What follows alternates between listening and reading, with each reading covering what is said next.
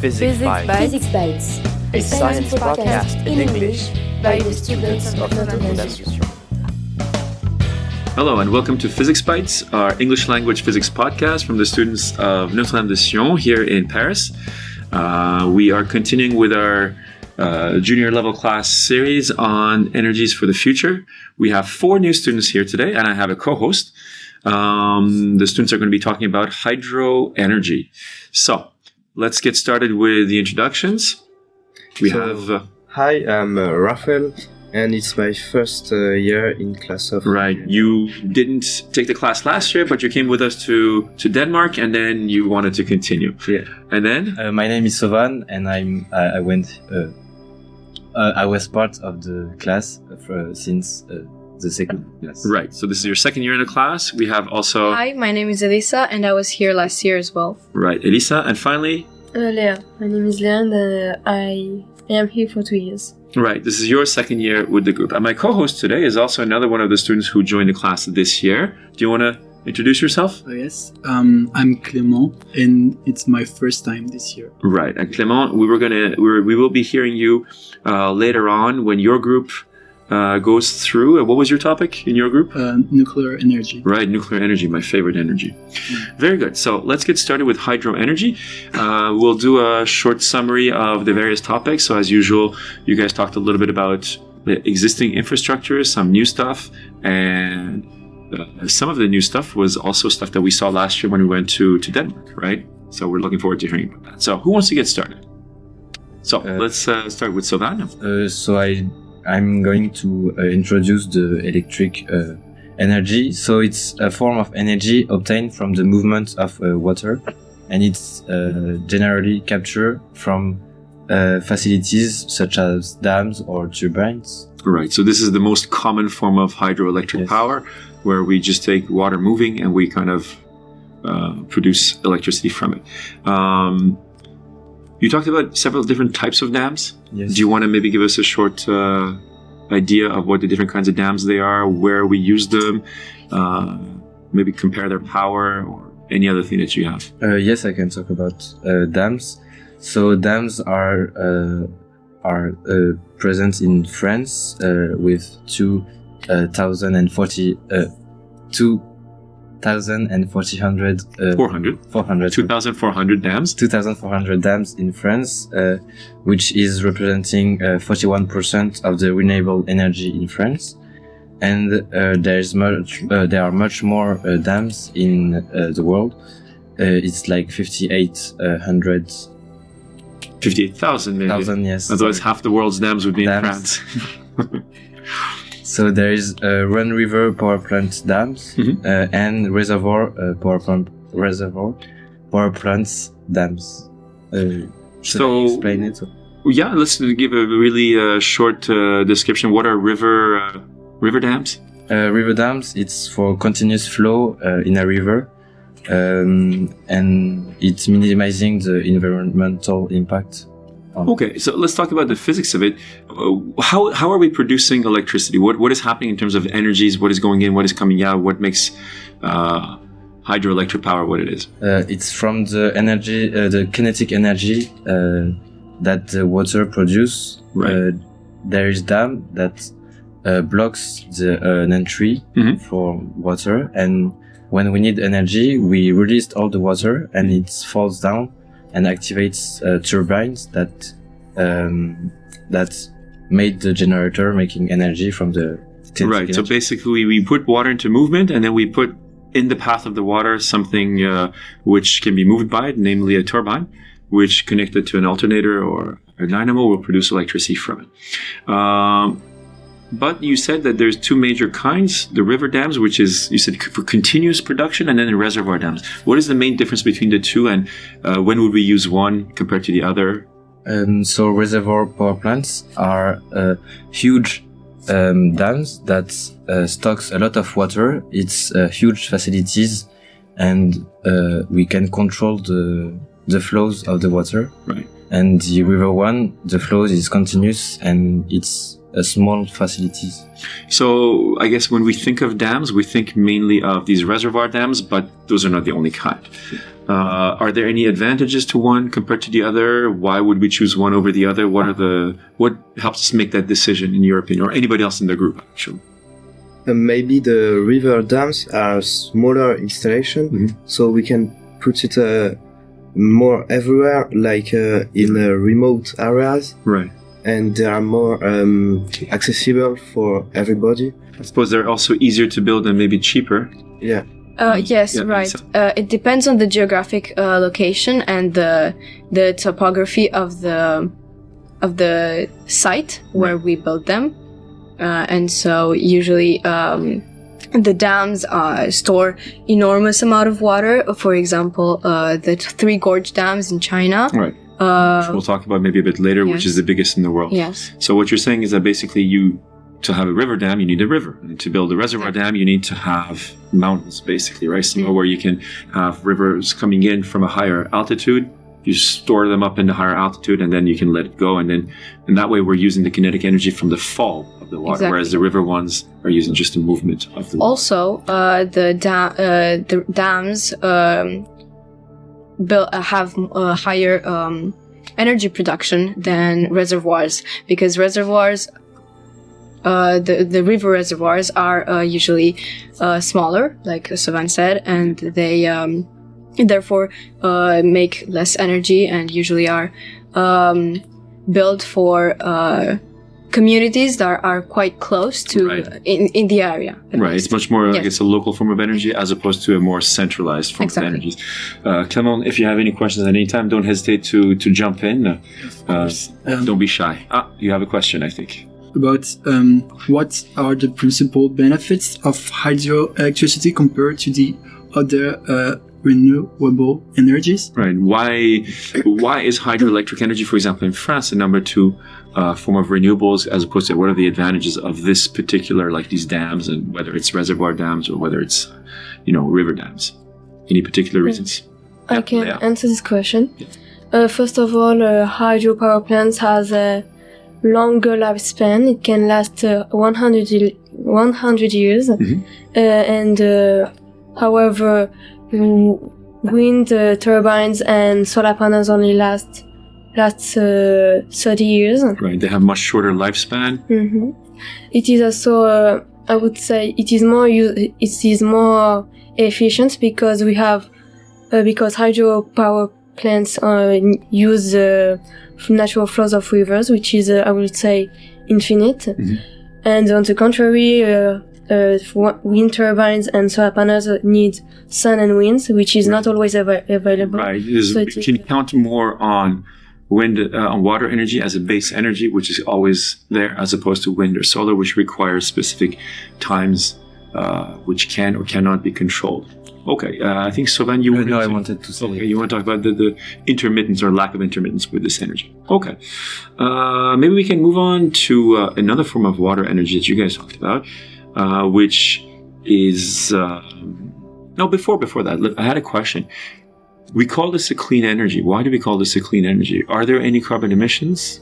Are there any carbon emissions during its functioning? Where is it coming from? And how do we place it compared to other forms of clean energy, maybe? Leah? Well, it is a clean energy resource because it doesn't produce any greenhouse gases. While it's functioning, right? While The it's actual functioning. production of electricity doesn't produce any carbon. Okay. It's only when we construct these infrastructures that it produces a lot of greenhouse gases, because we need cement and steel, which Right. emits a lot of CO2. Right. We know that cement is one of the biggest emitters of carbon as far as industrial processes are concerned.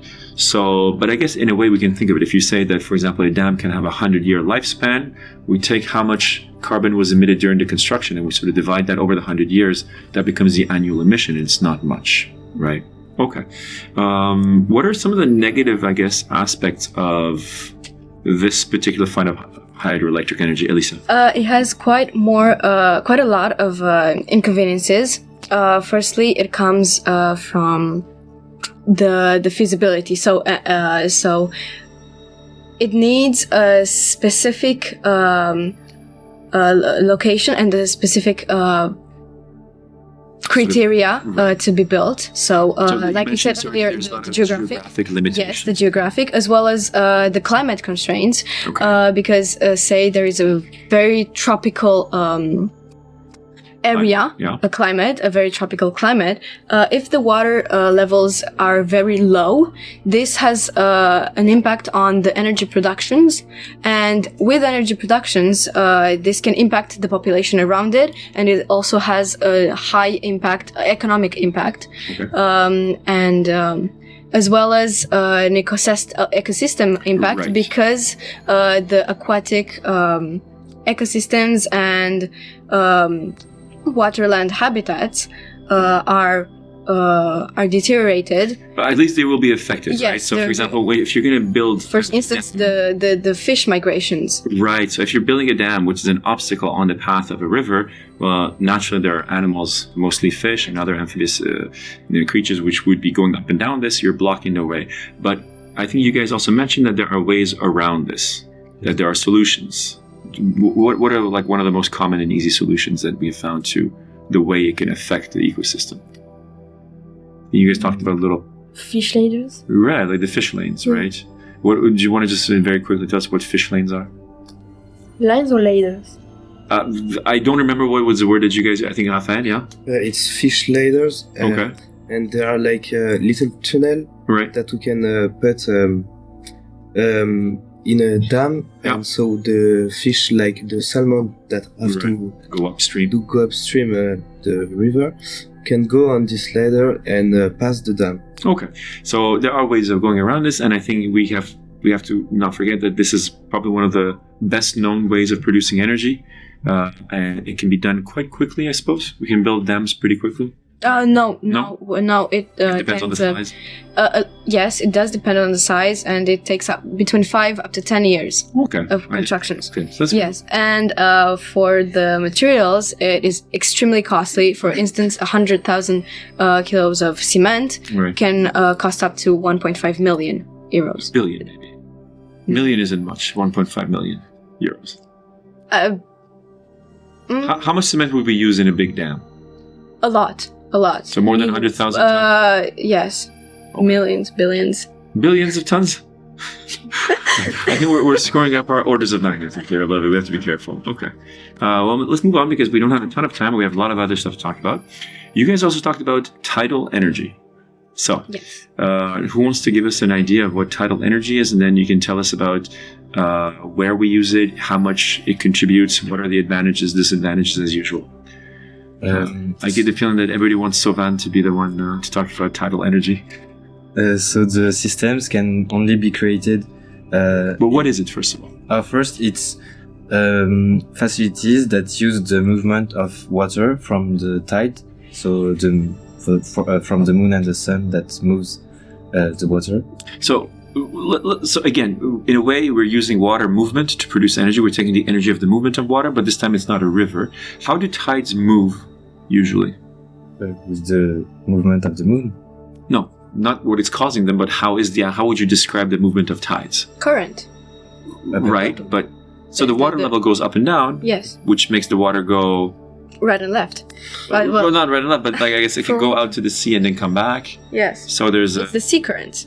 Right. So there's currents that are moving in one way and then coming back the other way. So there's a sort of an oscillation, right? Yes. So it's not like a continuous flow like a river, but because of gravitational causes, this water is going back and forth. So how is a tidal power plant exploiting this kind of movement?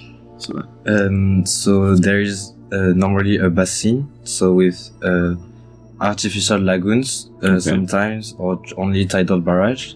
And only with the movement of water, it actionates turbines. Mm-hmm. And with the turbine, it's the same system with dam, and there is generator that generates energy from the movement of this. Okay, so if we try and visualize it, you basically have like two reservoirs. And when tide is coming in, you fill up one reservoir, and there's water flowing to fill it up. And that's turning a turbine. And then when the tides go out, that reservoir is going to get emptied. And that's turning the turbine in the other way, right? So yeah, I guess you would have special turbines, which are different because they have to work in both directions. Do we have tidal power plants that work and contribute and create electricity and add it to the grid currently? Or is that like a very theoretical project? Here in France, we should. These infrastructures are still in work. So we have different types of the one that Sovann talked about is one of the many we've seen on our trip to Denmark. 5 to 6 different types. Hold on, that's from wave energy. That's all. Yes. No, we'll talk about that afterwards. Let's stick to tidal energy for the moment. So where in France do we have a lot of tides? Ocean, the Atlantic. In much of the western coastline, western and especially the northwest, where we have Brittany, and we have lots of huge. So that is where we actually do have some tidal power plants here, and they produce a decent amount of energy.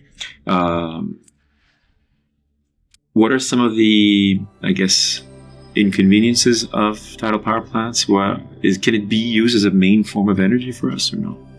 No, because for the construction, we need really specific locations for. You need to have tides. Yeah, also. Mm-hmm. It's harder than the dams to have the perfect conditions. Yep. So we can't do everywhere, and it's not an energy that we can rest on. Okay, so it's more of a secondary form of energy. Yes, Raphael? And then the chills is just like every 6 hours, so it's not on continuous. No, but I suppose you can think if you have a big enough reservoir that you fill, you can sort of empty it out during those 6 hours, and then I'm sure there's ways of smoothing that. I guess the other question is, did you guys find any numbers about, like, how much power it can produce, or no? No. Okay. All right. So let's go to one of the forms of water energy that we did see in Denmark last year. We saw a lot of work on energies from waves, ocean waves, and mainly ocean waves. So who wants to maybe give us a little bit of details about where we're at with that? What are we talking about here? Is it the same as dams? Is it the same as tides? Is it something different? Again, Sovann. So I made research, and there's a company that developed that named Wavestar, and it's huge facilities with light floats that go up and down with the water. It then move hydraulic cylinders and pull and drive a generator. So the mechanical energy then is then converted into electricity. Okay, so here we're again using energy conversion. I think maybe Clément has a question. Yeah, I was wondering if how we produce this energy has impact on environments, or not at all. Is this difficult to? We did see this during the trip last year a little bit, because any form of energy that we use nowadays, we do have to do an ecological environmental study to see that it doesn't have a big impact on the environments. So these different sort of stations which use the up and down movement of the waves and sort of this oscillatory movement, can they have an effect on ecosystems? I think there is a positive effect. Right. In the bottom of these facilities, there is new ecosystems that are created. And, right. And we even saw this for those offshore wind farms that we visited in boat, that where they're anchored into the ground has actually helped proliferate some certain ecosystems which we would not have thought would be possible. Okay. How far along are we in the development of this energy from the waves? Because I remember our host was an engineer working in this last year. She's very optimistic about it. For her, there's enough energy there to power the entire world. But we're not quite there yet, right? It is quite a new concept, but as Sovann said, there are still some... There's still a lot of... we're at the prototype stage, yes, right? We're still at the prototype, and we still haven't made huge infrastructures yet, and we haven't put it up to use, practical use. Like we're far from it to actually commercializing this, right? Yeah, we're not yet. Do you guys remember what one of the main problem, or the main obstacle is when we're dealing with energy from the waves? Yes? It's that offshore installations have a higher price because we have Right. to So take that is one of the things. It's very costly because it's difficult to go out into the ocean, put it into place, and we have to bring that electricity back, right? But even more of a problem has to do with the environment where this is happening. You remember this at all? Any of you guys? Climate. What about the climate? So if we put this... It's in the ocean and the sea. It's quite unstable. No, it wasn't a question of stability, but what's so specific about ocean water? It's salty. Right. And what is the problem with salt? Well, it gets built up. It can build up and it can facilitate... rust the materials, and so they have to be high quality. And again, that's I don't costly. think it's even a question of quality. It's the question of materials, right? We don't have many materials that can resist in the long term, mechanical materials that can resist like that much salt and humidity and not be oxidized and go through this whole problem, right? Yeah, Sovann, I think you're... I think they found something to answer this problem, and they made a glass that can resist to the Okay, salt. that's interesting. But I imagine that's pretty expensive, Yes. right? That's the problem. So it's a question of cost. With the things that work the best, which are cheapest, are the ones which are not going to survive in a very wet and salty environment, and what can be expensive. Okay, but there's a lot of potential there, right? Yes, We could yes. produce a ton of energy from this if we one day manage to get there. You guys talked about ocean currents as a source of energy, right? It's this sort of like these wind turbines under the water, which you call the hydroelectric. Yes. Who wants to talk about that a little bit? So it's the same things that we have seen so far. So there is turbines, but in the bottom of the sea, and with the What are they using as a form of source of energy? Why would we put turbines under the sea? because there is some cold Currents? yes, and hot currents that made movements in the sea. So the water that is hot go up, Goes and up, the yeah. cold one goes down, and it creates a sort of Current. currents Right. that actionate these turbines Right. that are in the bottom of the ocean. So then it's the same thing, and it generates the energy from the movement of the Right. Turbine, generator, electricity. Leia, you wanted to say something, I think? About that? No? Okay. So basically, it's the same idea as we use for wind, right? Where is wind coming from? It's because of hot and cold air that come into contact, and that develops a current, and then we put turbines in there in the air. This is exactly the same thing. The difference being the fluid is not a gas, it's not air, it's water, it's ocean water.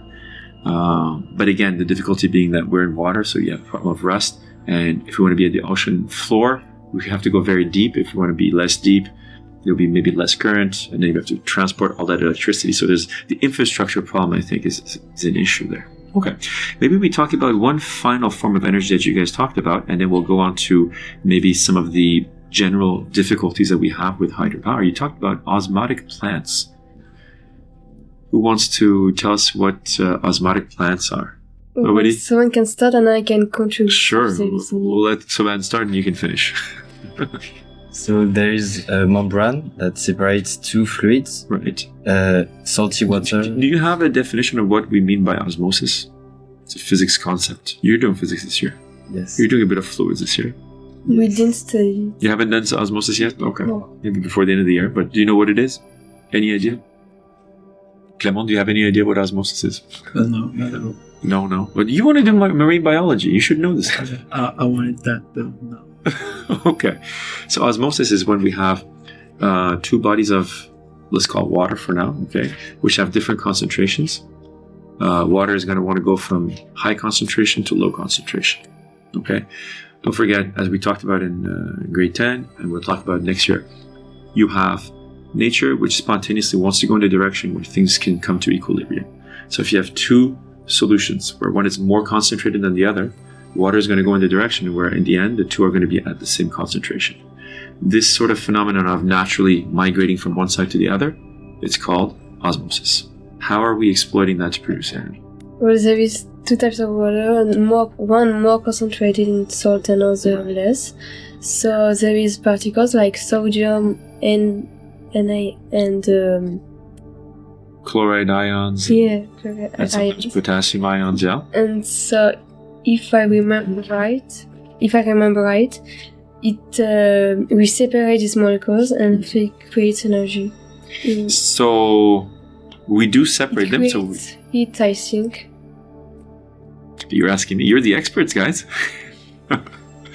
So basically, we are using the movement of water naturally from a high concentration area to a low concentration area in the hopes of being able to capture the energy of that movement and to produce electricity from it, right?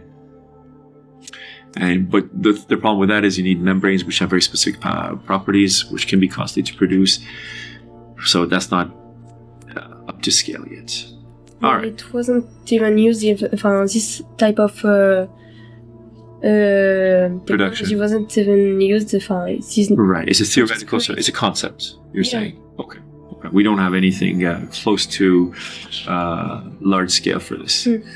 So we have your classmates which are coughing and sneezing in the background nonstop.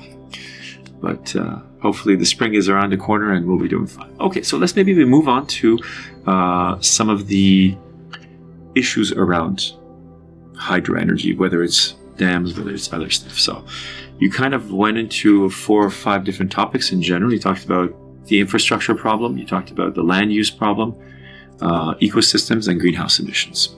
Okay, so we do have about the dams and the reservoirs. We have long-term repercussions. Right. For instance, the erosion and the greenhouse gas emission. Okay. In the downstream areas, we have a lot of erosion. For instance, in India, we have they have a loss of soil production of 2 billion yearly. Okay. And for the greenhouse emission, the top tropical reservoirs emit a lot of methane. Methane, yeah. Methane, and the one in Brazil, the Balbina Dam, it produces 25 times more emissions than a coal plant. Okay, so this is very interesting. Let's talk about this a little bit. Why would water reservoirs have emissions? I think it's from the plants decaying because it got submerged, and either the environment around this place, or they die. I think that's a good way of looking at it, because when we do have stationary water, you will have lots of plants which will grow in there. A lot of these plants might emit just methane. A lot of them will die and decay, and that produces a lot of methane. So it's funny because we don't think about that. We think of hydropower as a very clean sort of power, but nothing is without consequences, right? And a lot of these consequences, we don't think about it, but it's very present. 25 times more than a coal power plant. Yes. That's a tremendous amount of greenhouse gas emissions. All right. I can contribute to the long-term repercussions. Sure. So we can, I think that after hydropower plants will be vulnerable to droughts. Droughts, when it gets hotter. Right. And because of the greenhouse effect, it can be accentuated. Right. So with climate change increasing the global temperatures, regions which are going to be affected more by this, there will be less water available to produce. And so in time, it's less useful because it loses capacity, energy production capacity, and this is again very costly. Right. Okay, that's interesting because that's one of the things which.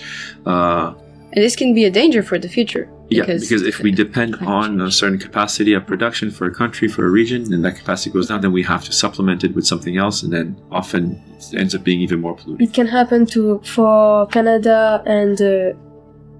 We have no shortage of places where there are dams, right? And there's going to be a lot of temperature perturbations to come.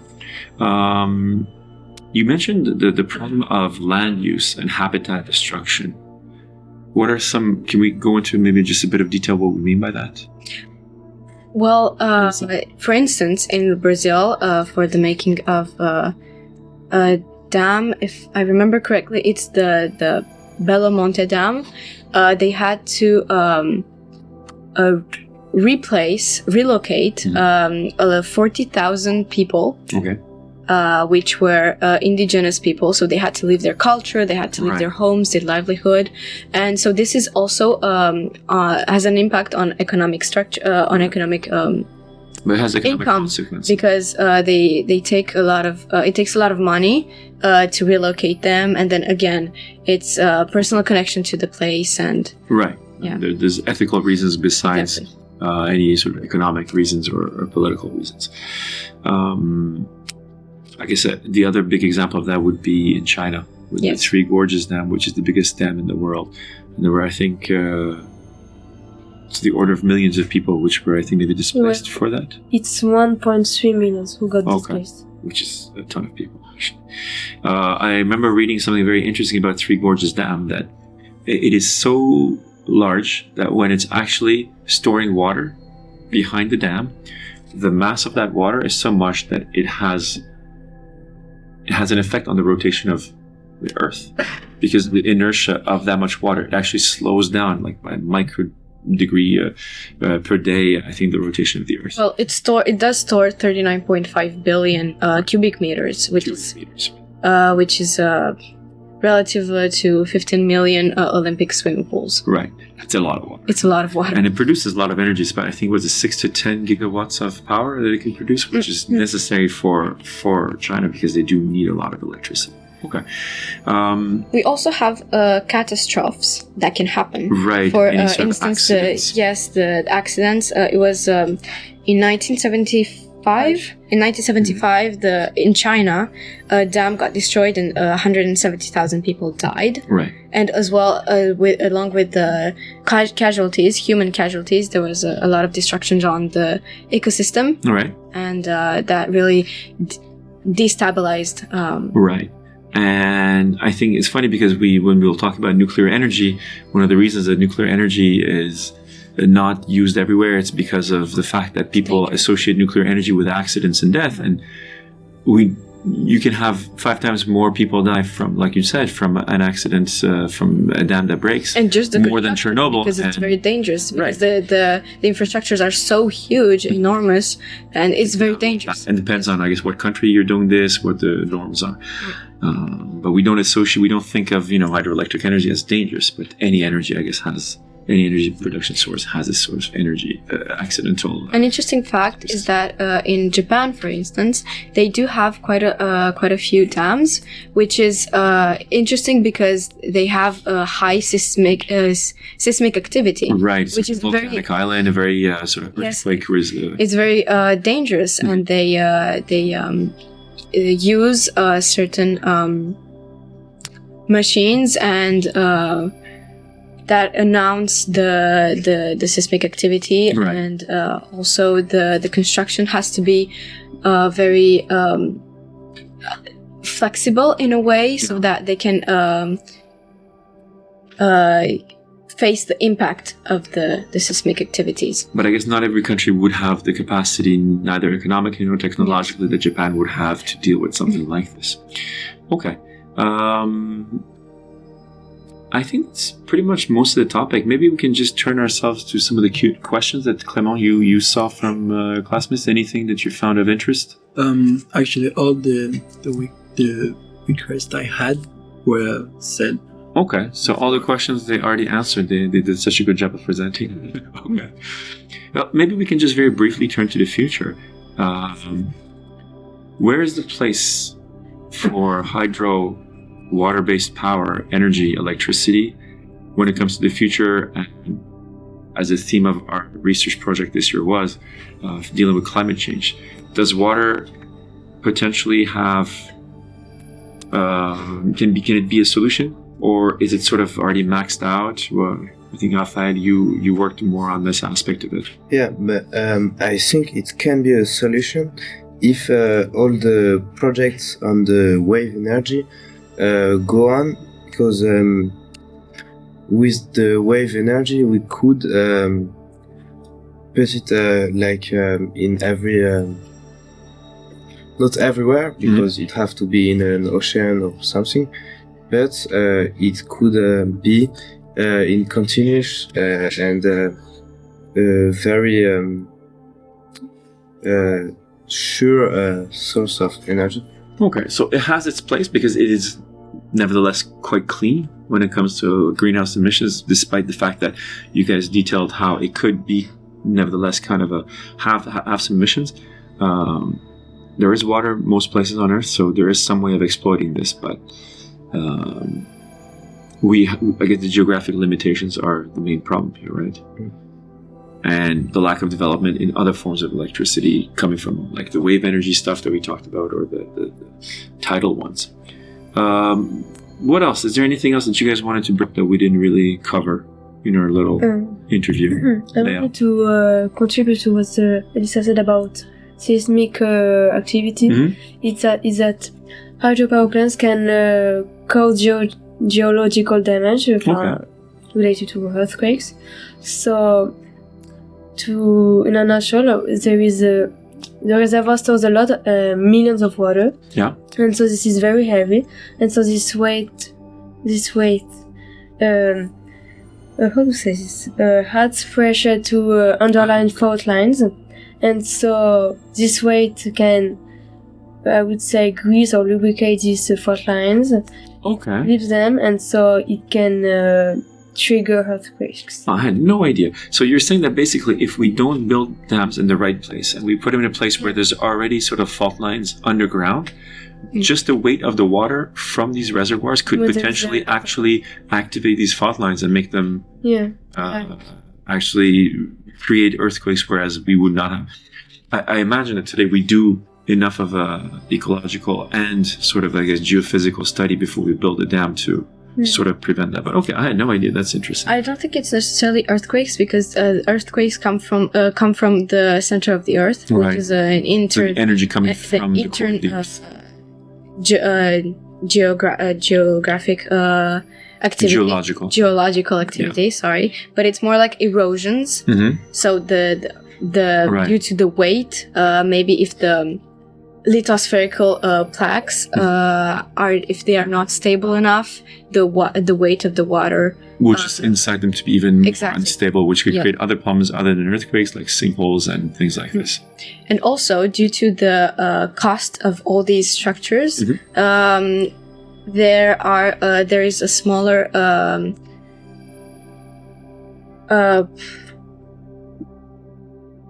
a trade-off. Okay. For instance, in Nepal, they use a small-scale hydroelectric installations that which is very practical, and it is something rather small. Right. It's similar to the reservoirs from the idea that they work with the continuous flow of water. Yeah. But they do manage to give about 100 kilowatts per kilowatts. Okay, yes. so we're going towards very small, easy to build, quick to build. Exactly, locally, and which is more energy. practical for in sense of income. Okay. And but this idea of modularity and like smaller things is something that comes around in many of these things. I think maybe the group on nuclear energy, I think they mentioned this. We have what we call small modular reactors, which are supposed to be like, instead of building a big giant installation that's costly, that takes time, we do something small. It only feeds energy for a local area. Plus, it doesn't need a lot of a big body of water. Right. So. Okay. I have no more questions, Clément. No, I just I was wondering if there's like evolution to this this form of energy can evolve and can be more efficient than it is now with new technologies. Right. So I guess the idea being that instead of having to come up with a completely new form of energy, is there any way of making this current infrastructure produce more energy from the same sort of amount of water, elevation, etc.? Yeah. Where would the innovation have to come from for that, in your opinion? Materials. Materials of what? Like, I don't know, we said about... we talked about cement. So maybe something that is much more durable and that needs less upkeep during the years, because it is very costly, as we said. And another, I guess, dimension would be working in mechanics. Osmotic. Yeah, osmotic. Well, that's like a new form of energy, but I think the question that Clément was asking was like within pre-existing infrastructure. I guess it would be to improve our turbines, right? To make turbines which are more efficient, which get more of that kinetic energy to convert to electrical. Okay. Maybe as usual, we can finish up with one little question for everybody. It's like, so what did you find interesting in your research? What did you find surprising? How did you find the topic overall? Maybe we can start with Raphael. Before, I only knew the reservoir dams, and I discovered all the other forms like the wave energy with our project last year, the osmotic energy, the river dams, and so you realize that there's lots of energy in water in many different forms, and not just by storing it behind the dam. Okay, Sovann. Yes, I discovered new facilities for hydraulic energy, and also I thought that the huge dams were only clean. Were producing only clean energy, but no emissions. Yes, there is no emissions, but you were disappointed to find out that that's not the case. Okay, Elisa. It's pretty much the same. I was impressed by the amount of challenges that we go through to build these, and that is not as easy as we might think. Right. Because we think it's one of the oldest technologies we have, right? We use water to run water mills for thousands of years. Well, yeah. Most of the dams that we have today are, I think, about 20 to 30% are more than 50 years old. So. Yeah. And that even with all that knowledge and time behind it, we still need a lot of technical improvement, expertise. And we have a lot of place where we can improve. Right. Yes. Okay. Leah, to finish up. I think that I found surprising that hydro power plants hydro energy is so good. I would say it's like so much better than wind turbine and solar panels. And also I was surprised when I found out how many impacts it has on the environment. Right. Okay. So I think we've pretty much gone over most of what we can go through. Thank you very much to all four of you guys. Thank you to my co-host, Clément. And I hope that all our listeners learned as much about this as you guys did and as did I. Thank you very much. Thank you. Goodbye. Bye. So, that is Physics Bites for this week. We hope that you enjoyed this episode, and we would love to hear what you thought about the topic in the comments section. If you did enjoy the show, then subscribe to our podcast, share it with your friends, and be sure to leave us a 5-star rating on whatever platform you're listening on. And more important than all of that, come back soon for a new episode.